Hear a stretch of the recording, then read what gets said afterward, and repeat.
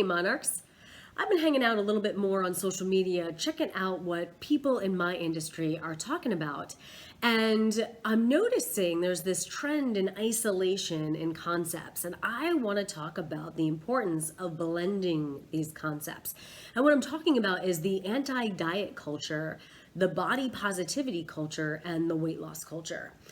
They almost seem at war with each other when really they should be working in unity for our healthiest, happiest selves. And what I mean by that is if you are part of that anti-diet culture, if you're following somebody that is anti-diet, they almost make you feel guilty for wanting to lose weight or wanting to eat healthier. Any form of restriction is looked on as negative. And in truth, when it comes to health, we really do need to pay attention to what we're eating, and we can't eat everything that we want to, whether you want to lose weight or not. You're not going to have a pound of bacon, no matter how much you enjoy bacon. If you want to have 2 slices of bacon, okay, yeah, have that. But even on a diet or not on a diet, that's just what's healthy. If you're having 5 or 6 sodas a day, for health reasons, you should have less than 5 or 6 sodas a day. So that anti-diet theme is getting so extreme, it's almost making people feel bad for dieting. Then you've got the weight loss side, which is the complete opposite. It's all about weight loss. It's not about life. It's not about balance. It's not about healthiness per se, but it's very much about restriction. It's about your diet being everything. It's about self-control, self-worth.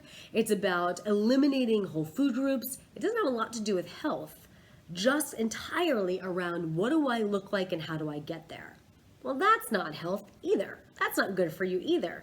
If we could combine that anti-diet culture with the diet culture, I think we could have a nice happy medium where we shouldn't let the idea of losing weight take over our entire life. It shouldn't define our value. It should not steal our self-worth.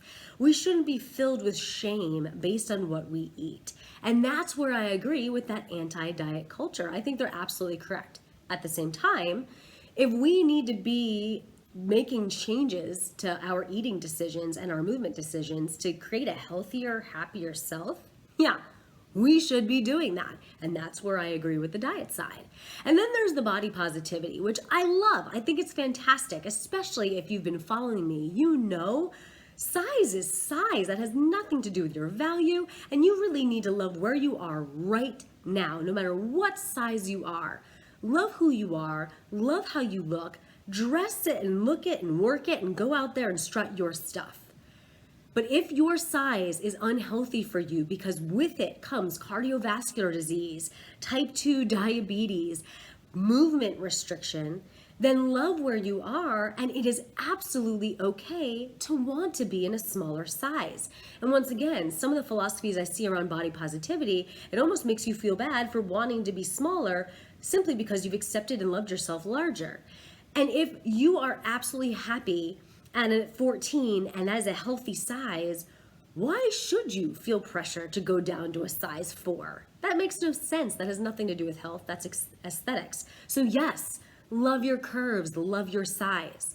But if you're size 24 and you're struggling to get in and out of a car and you want to create a more active lifestyle and you can't, or you've been told you are pre-diabetic, or you're struggling with any other health disorder as a result of your weight, absolutely love where you're at with the goal and the intention of getting to a smaller size that will allow you to live the life that you want. So I want all of you to get on social media and look at things with a grain of salt and think about how you can take the concepts that make sense for you and leave the concepts that don't. Extremist thinking in any way is based out of insecurity, and it doesn't help you.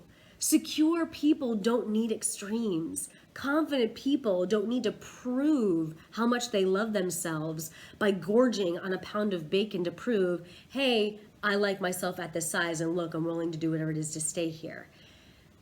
That's external validation. That has nothing to do with making your healthiest, happiest self. Look for ways to find balance between dieting and keeping that balance, as truly was the point of the anti-diet culture, as well as loving who you are and what you look like at every stage of the journey. These are all just puzzle pieces to the same puzzle. They shouldn't be separate concepts, but concepts used together to get you to your healthiest, happiest spot in life.